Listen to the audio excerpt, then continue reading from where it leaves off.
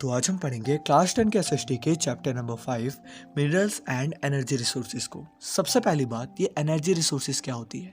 तो आपके आसपास जो भी चीज़ें इस टाइम पे मौजूद है, आप उसका यूज़ करो चाहे ना करो, आपको जो भी चीज़ें इस टाइम पे दिख रही है वो सारी की सारी मिनरल से जुड़ करके बनी है। एग्जाम्पल के लिए, आप जिस कार से एक से दूसरी जगह ट्रैवल करते हो, एरोप्लेन से, बाइक से, वो सब की सब आपके मिनरल से जुड़ करके बनी है। और उसको चलाने के लिए जिस चीज़ की ज़रूरत पड़ती है वो भी आपके मिनरल से जुड़ करके बनी है, जैसे पेट्रोलियम, डीजल एटसेट्रा। इसके बाद आप सुबह उठ करके सबसे पहले क्या करते हो, आप कहोगे टूथपेस्ट। तो टूथपेस्ट के अंदर आपके क्या क्या चीज़ें मिली है, वो भी आपके मिनरल से मिल करके बनी है, जैसे कि सिलिका, लाइमस्टोन और एल्यूमिनियम ऑक्साइड। ये सब आपके टूथपेस्ट के अंदर इंक्लूड होते हैं। तो अब सवाल आता है कि मिनरल्स एक्चुअल में होते क्या है और ये कहाँ पर पाए जाते हैं। तो सबसे पहली बात, minerals are homogeneous naturally occurring substances with a definable internal structure. यानी कि मिनरल आपके ऐसे सब्सटेंसेस होते हैं जिनको आप छू सकते हो, देख सकते हो, ले जा सकते हो, और ये आपकी दुनिया के अंदर ही पाए जाते हैं। They are present in the rocks. ये आपके रॉक के फॉर्म में प्रेजेंट होते हैं। बट एक सवाल आता है कि जो आपका डायमंड है वो सबसे हार्ड मटेरियल है, अब वो आपका मिनरल से जुड़ करके बना है। लेकिन जो आपका टैल्क है वो भी एक मटेरियल लेकिन बहुत ही सॉफ्ट है, वो भी आपका मिनरल से जुड़ करके बना है। तो हम कैसे माने कि कौन सा हार्ड मटेरियल होता है और कौन सा सॉफ्ट मटेरियल होता है, यानी कि टाइप्स क्या होते हैं मटेरियल्स के। तो टाइप्स होते हैं आपके 3। सबसे पहला metallic, second non metallic, third energy. Metallic की बात करें तो इसके आपके फर्दर 3 पार्ट हैं। सबसे पहला ferrous, second non ferrous, third precious. तो सबसे पहले शुरुआत करते हैं आपके फेरस। तो फेरस आपके वो मिनरल्स होते हैं जिनके अंदर सबसे ज्यादा आयरन पाया जाता है, जैसे कि iron ore. Iron ore is the basic minerals and the backbone of industrial development. यानी कि आपकी जो इंडस्ट्री है उनको बनाने के लिए सबसे जो जरूरत पड़ती है वो होती है आयरन की। अगर हमें दीवार खड़ी करनी है, सरिया की जरूरत पड़ेगी जो कि आयरन की होती है। अगर हमें मशीन बनानी है, आयरन की जरूरत है। तो आपकी बैकबोन कही जाती है सारे की सारी इंडस्ट्रियल डेवलपमेंट की। द फाइनेस्ट आयरन, यानी कि सबसे बेस्ट आयरन जो होता है, सबसे बेस्ट आयरन, उसके अंदर आपकी 70% मात्रा होती है आयरन की। क्योंकि आपकी पूरी धरती के अंदर जो भी चीज़, अगर मैं आपसे कहूँ गोल्ड, तो गोल्ड एकदम ऐसे ईंट की फॉर्म में नहीं निकलता, आपके मिट्टी, पत्थर, इन सब में जुड़ करके मिलता है। तो जिसके अंदर आपका 70% से ज़्यादा आयरन पाया जाता है, सबसे बेस्ट आयरन माना जाता है। इसके बाद हेमाटाइट वो होता है जिसके अंदर 50 to 60% आपका आयरन होता है। यह आपका सिंघम डिस्ट्रिक्ट ऑफ झारखंड के अंदर पाया जाता है। Durg, Bastar, Chandrapur belt lies in Chhattisgarh and Maharashtra. यहाँ पर आपके आयरन और पाए जाते हैं। और हाई ग्रेड में हेमाटाइट आपके पाए जाते हैं बस्तर डिस्ट्रिक्ट ऑफ छत्तीसगढ़ में। द कुदेरमुख माइंस, यानी कि कुदेरमुख जो माइंस है आपका कर्नाटका के अंदर, सबसे बड़ी मानी जाती है वर्ल्ड की फॉर्म में। इसके बाद यहाँ पे बताया गया जहाँ जहाँ पर आपके माइंस जो है वो पाई जाती हैं। लास्ट में है iron ore is exported through Marmagao ports. यानी कि जो आपका आयरन ओर है, लोहा है, वो आपका एक्सपोर्ट किया जाता है विदेशों में इस पोर्ट के द्वारा। ठीक है, अब आते हैं आपके मैग्नीज पे।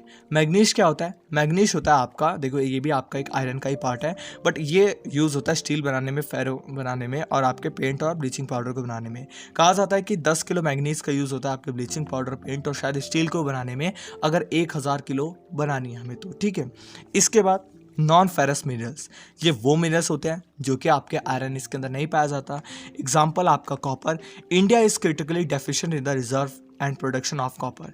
इंडिया के पास इसका रिजर्व और इसकी कमी बहुत ज़्यादा है कॉपर की। Being malleable, ductile and a good conductor copper is mainly used in electrical cables. यानी कि ये बहुत अच्छा, मतलब मैलेबल होता है, डक्टाइल होता है, और बहुत अच्छा इलेक्ट्रिसिटी का गुड कंडक्टर होता है। तो ये यूज़ होता है हमारा इलेक्ट्रिकल केबल्स में, इलेक्ट्रॉन्स में, केमिकल इंडस्ट्री में कॉपर का। इसके बाद bauxite.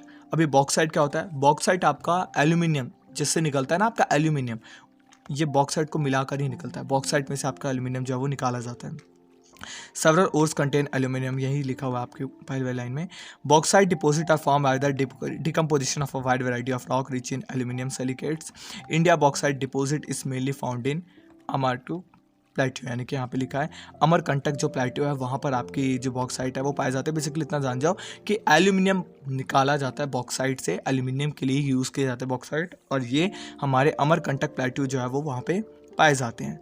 Orissa is the largest bauxite producing state in India. 34.97% of the country total production in 2000 से लेकर के 1 के बीच में, ठीक है। नॉन मेटेलिक मिनरल्स, अभी नॉन मेटेलिक मिनरल कौन से होते हैं? नॉन मेटेलिक मिनरल्स वो मिनरल्स होते हैं जो कि मेटल्स के अंदर बिल्कुल नहीं होता, बिल्कुल भी मेटल्स नहीं होता। ऊपर वाला कॉपर वो भी आपका एक मेटल का पार्ट था जिससे इलेक्ट्रिसिटी ट्रांसफर होती थी, बट ये आपके बिल्कुल मिनरल्स इसके अंदर नहीं होता। Example mica.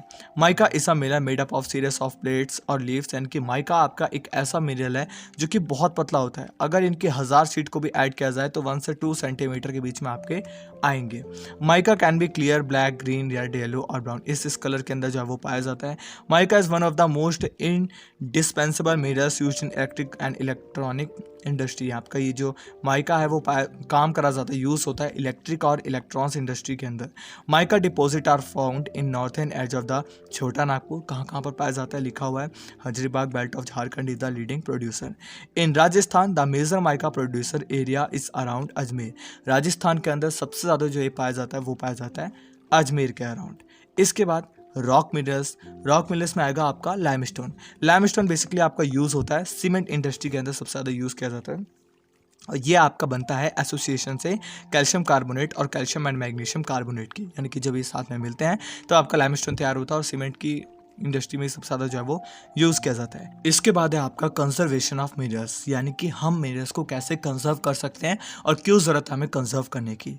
The strong dependence of industry and agriculture upon minerals, यानी कि हमारी इंडस्ट्री हुई चाहे एग्रीकल्चर हुए चाहे हम लोग क्यों ना हुए, हम सब मिनरल्स के ऊपर डिपेंड करते हैं और इसको बचा के रखना, इसको संभालना हमारी जिम्मेदारी है, क्योंकि इसी से हम लोग कोई भी नई चीज़ को मैन्युफैक्चर कर पाते हैं। इसके बाद the rate of replacement are infinitely small in comparison. अगर हम मिनरल्स को निकाले जा रहे हैं, चाहे वो आयरन ओर हो गया, चाहे वो कुछ भी हो गया, जितने भी चीज़ें आपकी कोल हो गया, पेट्रोलियम हो गया, ये सब के सब आपकी ख़त्म होती जा रही है, रिप्लेस्ड होती जा रही है और इनको वापस से उगाने की जो दर है वो बहुत कम है। हम इनको वापस से बना भी नहीं पा रहे, 1 मिनट के अंदर इनको उगाने में कम से कम मिलियंस ऑफ ईयर लगेगा। A concentrated effort to made in order to use mineral resources in a planned and sustainable manner, यानी कि हमें इस पे एफर्ट डालना चाहिए कि हम किस तरीके से एक प्लान्ड मैनर के अंदर इनका यूज़ कर सकते हैं जिससे ये लंबे समय तक हमारे साथ रहें। Energy resources. अब एनर्जी रिसोर्सेज क्या होते हैं? Energy is required for all activity. हर चीज़ को काम करने में एनर्जी की ज़रूरत पड़ती है, चाहे हम लोग के अंदर खाना जाएगा तभी काम होता है। जैसे कुक करना है हमें, उसके लिए लाइट की ज़रूरत पड़ेगी, हीट की ज़रूरत पड़ेगी। Energy can be generated from fuel minerals like coal, petroleum and fuel minerals like coal, petroleum, natural gas. यानी कि एनर्जी के कौन कौन से रिसोर्सेज है जहाँ से एनर्जी क्रिएट होती है? एक तो आपका है कोल, कोयला, पेट्रोल गाड़ी चलाने के लिए, फ्यूल की ज़रूरत पड़ती है जैसे कि आपका नेचुरल गैस हो गया, एलपीजी गैस हो गई, ये सब आपकी ज़रूरत आती है किसमें? आपके खाना बनाने से लेकर के, गाड़ी चलाने से लेकर के, इलेक्ट्रिसिटी बनाने से लेकर के सब चीज़ के अंदर आपकी जो है वो एनर्जी रिसोर्सेज काम आती है। अब इसके बाद कंजर्वेशन सोर्स ऑफ एनर्जी। सबसे पहला आपका कोल। कोल क्या होता है? The most abundantly available fossil fuel, it provide a substantial part of the nation energy need, यानी कि ये आपका एक ऐसा फ्यूल है, फॉसिल फ्यूल मतलब फॉसिल फ्यूल मतलब कि बहुत सालों लगते हैं जिसको बनने में, वो फ्यूल है जिसकी नेशन को सबसे ज़्यादा नीड है, सबसे ज़्यादा ज़रूरत है। लिग्नाइट आपका सबसे लो ग्रेड का कोल होता है जो कि आपका हाई मॉइस्चर कंटेंट के अंदर पाया जाता है। एंथ्रासाइट आपका सबसे हाई क्वालिटी का कोल माना जाता है जो कि सबसे ज़्यादा हार्ड होता है अपनी फॉर्म में। लेटी लेवल 200 मिलियन लगते हैं, मतलब इसको बनने में हमारे पास जितना पड़ा था उसको 200 मिलियन साल लगते अब इसको बनाने में, और हमारी इंडिया को लगभग 55 मिलियन ईयर्स के हिसाब से जो है वो कोल जो है वो मौजूद था। अब इसके बाद है आपका पेट्रोलियम। पेट्रोलियम और minerals oil is the next major source energy, यानी कि जो पेट्रोलियम है और इसका जो मिनरल ऑयल है ये हमारे नेक्स्ट मेजर सोर्स है हमारी एनर्जी के इंडिया के लिए कोल के बाद। Petroleum refinery act as nodal industry for synthetic, textile, fertile and numerous chemical industry. Nodal industry के नाम से जाना जाता है, साथ में ये आपका synthetic, textile, fertile, numerous chemical और हमारी गाड़ी, मोटर, इन सबको चलाने में जो है वो यूज़ होता है। The oil is prevented, oil को बचाया जाता है राइजिंग करने से, यानी कि अगर वो ना बहे, यूज़ ना हो और ज़्यादा इसको खराबी ना हो, इस पर इंटरवेनिंग नॉन पोरस लेयर बना करके। About 63% of India petroleum production is from Mumbai. Mumbai में आपका सबसे ज़्यादा हाई प्रोडक्शन होती है 63% इंडिया के अंदर पेट्रोलियम की। 18% होती है आपकी वेस्टर्न इंडिया के अंदर, 3 मेजर पार्ट हैं उसके अंदर, ठीक है। Natural gas. Natural gas is an important clean energy resources found in association with और विदाउट पेट्रोलियम।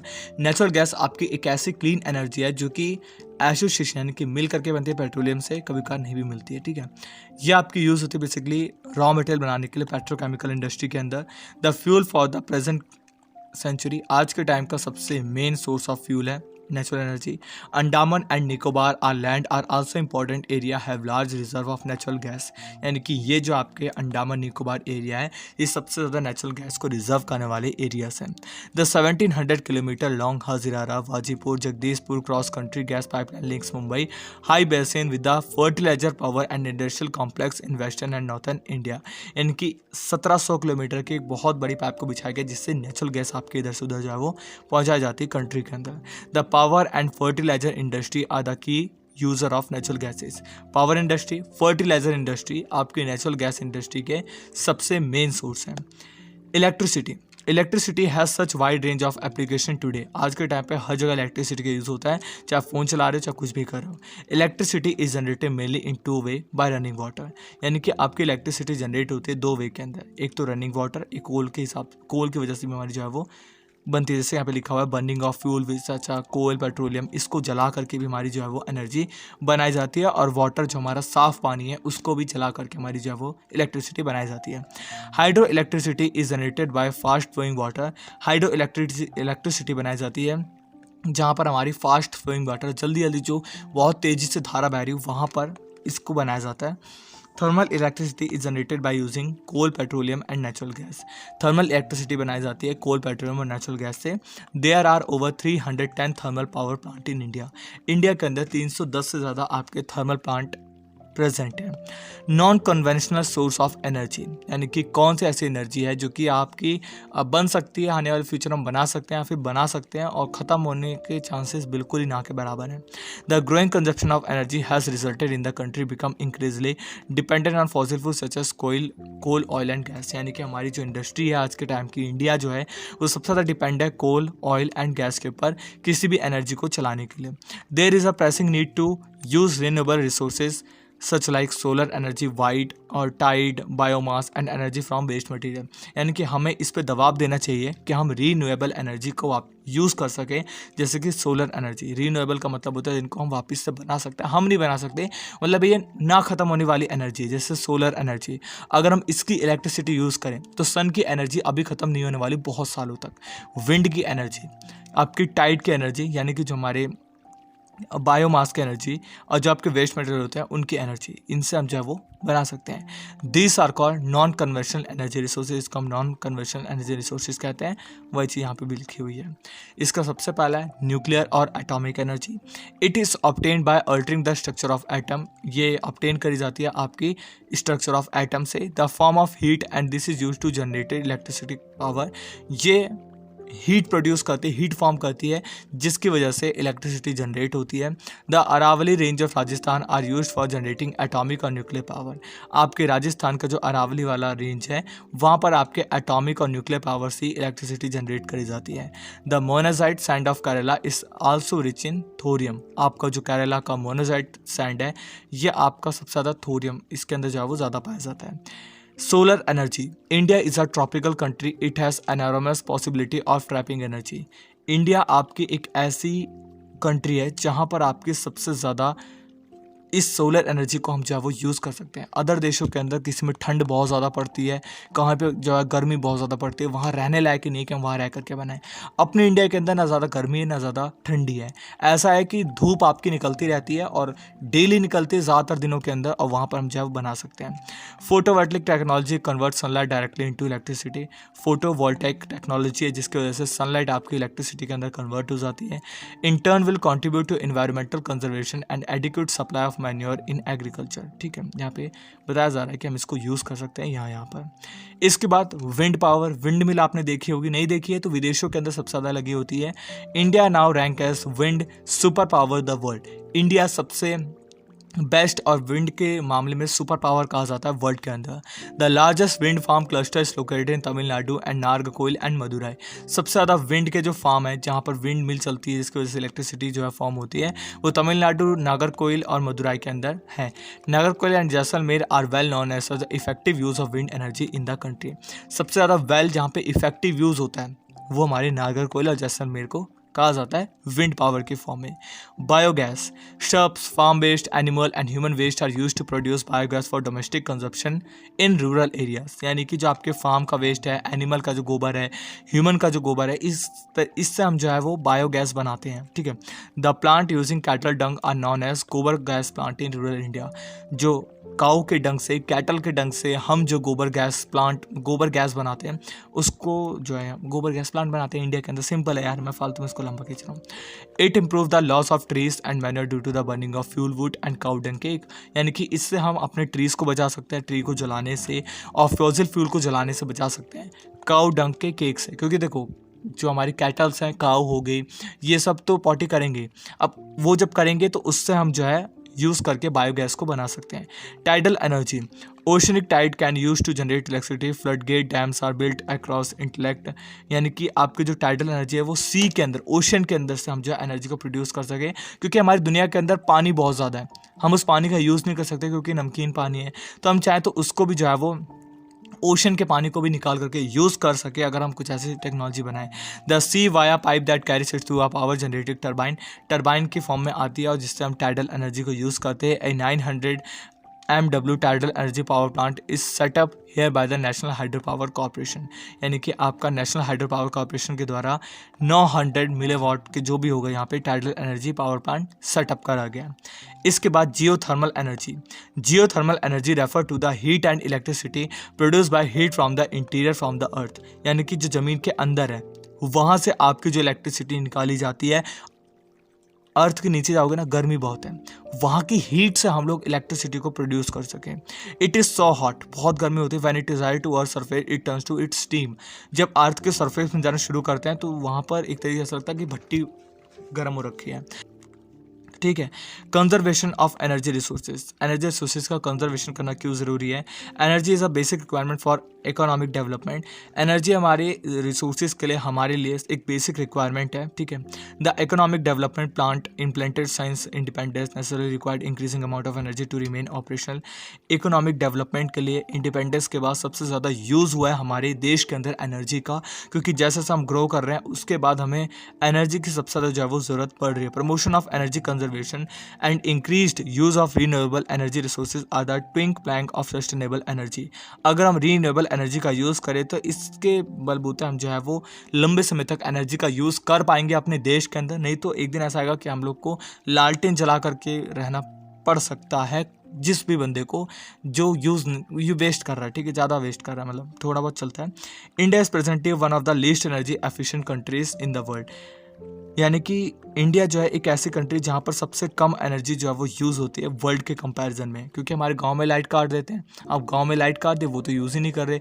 यूपी के बड़े बड़े भीषण ऐसे गांव जहाँ पर लाइट नहीं आती, तो इंडिया तो सबसे कम एनर्जी यूज़ करने वाला होगा ना। ठीक है। Energy saved is in energy produce, यानी कि एनर्जी को सेव करना एनर्जी को प्रोड्यूस करने के ही बराबर है हम लोग।